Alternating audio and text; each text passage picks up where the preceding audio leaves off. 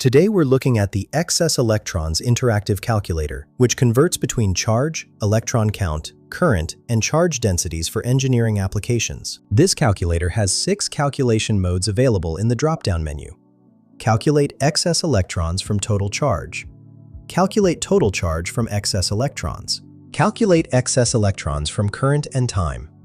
Calculate current from excess electrons and time. Calculate surface charge density, and calculate volume charge density.